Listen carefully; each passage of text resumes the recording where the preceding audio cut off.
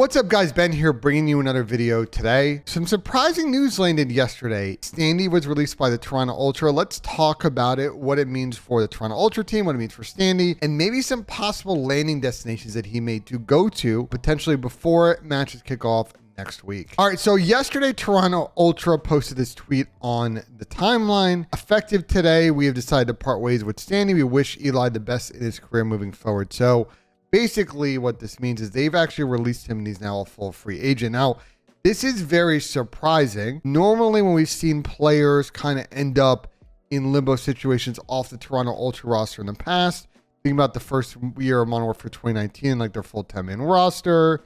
The method situation in Cold War, for example, like Hixie last year when, they picked him up as a sub and he didn't really get a chance, and obviously he's in the lineup now. I mean, they haven't really like moved people or traded people off their roster in those situations. So when Standy got benched, and I know it's a little bit different from say the Hicks situation because again, Hixie just joined the team now. It's more similar to like the method situation. You would have thought, well, maybe he's just going to stick it to the end of the contract and then next year move to a team. But I reached out to Standy yesterday.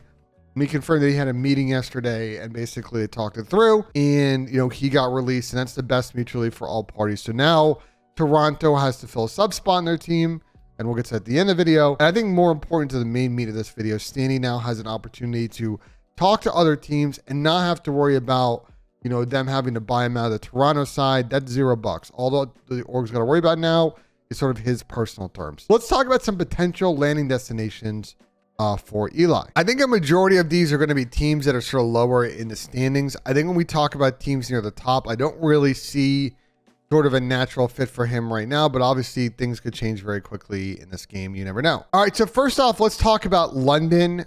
This also went out yesterday that Trey and Pollux have been released. So they're also free agents and not attached to organization anymore. So Paul was in the starting lineup. The rumor is that London was looking to fill that spot with Yuli. Yuli obviously coming over from Challengers, not to be confused with Aqua, who is a longtime pro.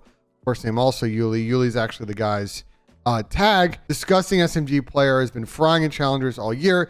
His teammates all got picked up. He was on that fellow squad that won in Boston. All of his teammates got picked up after Major 2. He was the one that did not get picked up. So he's been buying his time.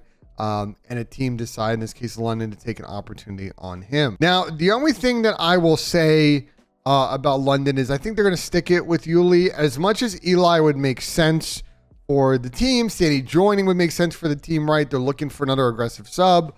Paul was kind of pushed in that role when he role swapped with Nasty. Now that Nasty's in a more comfortable spot playing well, Paul's sort of the odd man out, and so you really fits in naturally. Standy could as well, but I would say considering that they've been probably playing with this kid now for like a week, and you see like here, they've been playing rank play with him. As much as it makes sense for Standy, I don't see London aborting at the 11th hour this move to pick up Yuli. So it makes sense.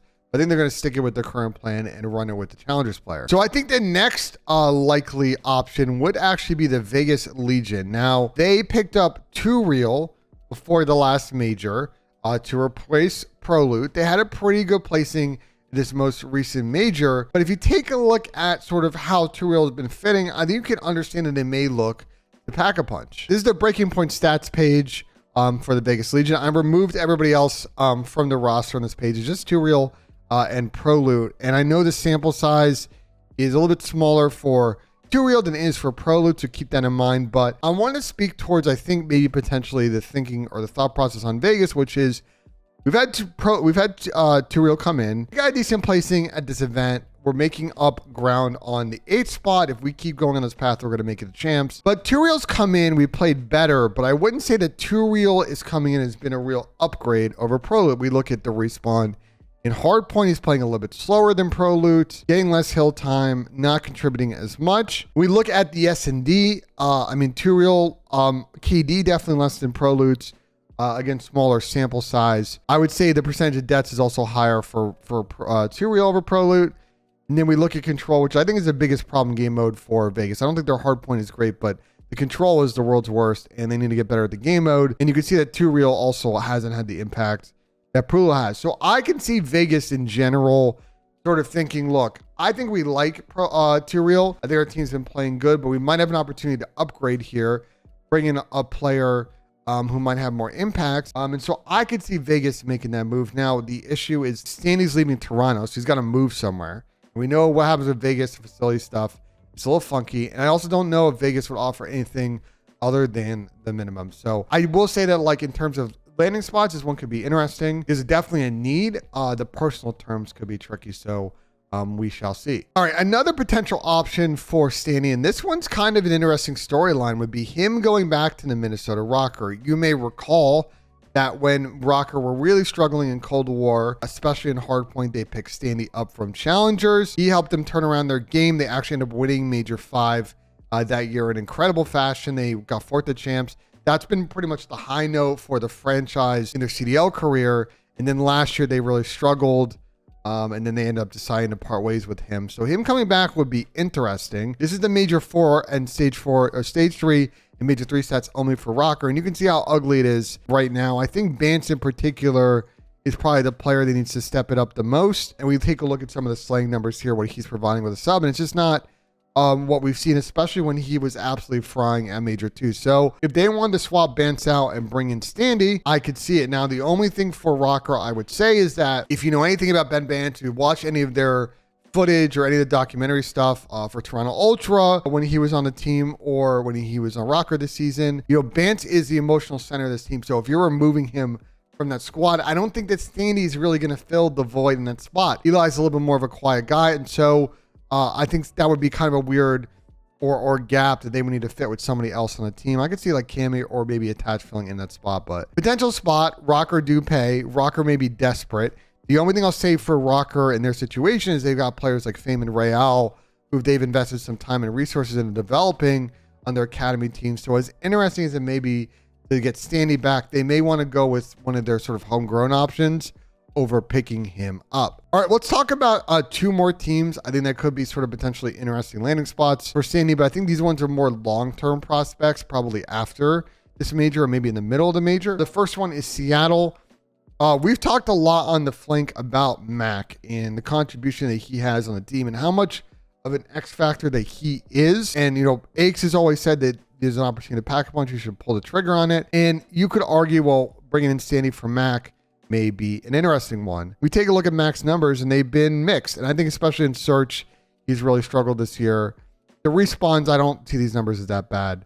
0.97 in control, and they've been good at control. I don't think that's an issue. The hardpoint game's been good. A 0.94, 0.95 is fine on that front. But if some people believe they want to make a change or they want to make a change, I think Standy would be an interesting fit with the squad. Standy at times has been a very good search player, so that can really help them with their game. The only thing I'll say is Standy is not, like, by definition, a very, very, very breakneck fast sub. He's a little bit more at times of sort of like a roam kind of route taker sub. Definitely more a player that likes to be set up for. And so that might be an awkward fit with Pred, considering he would need to come into a spot where I think he's got to set up his teams. But if he's willing to kind of role swap, this could be a really interesting choice. And of all the options I've outlined, probably the team that he can come into that's got the best chance to win at champs. One to watch. I don't see Seattle making a change, but just an interesting thought. And this is one more that I think is also a little bit of a long shot one, but could be interesting, which is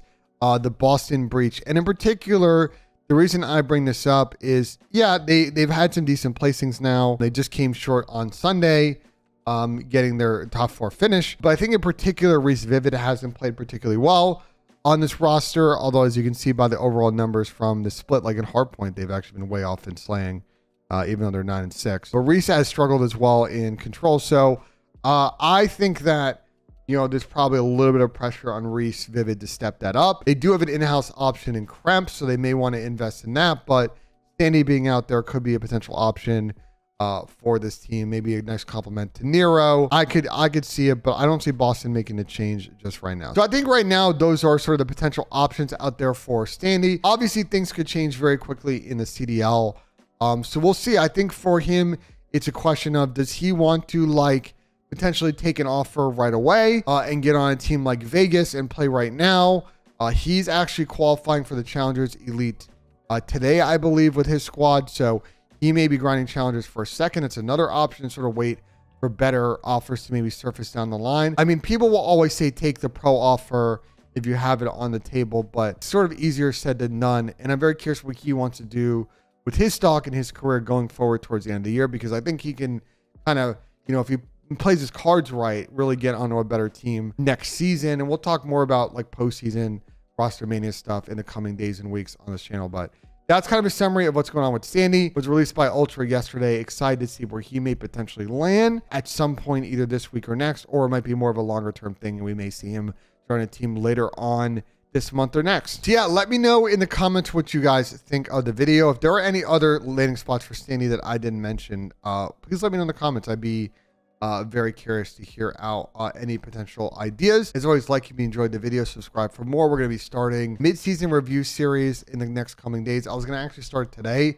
but the Standy news kind of happened pretty quick, and I wanted to make sure we covered it in a timely fashion. So got that video out for you guys today. And as always, guys, we'll see you on the next one.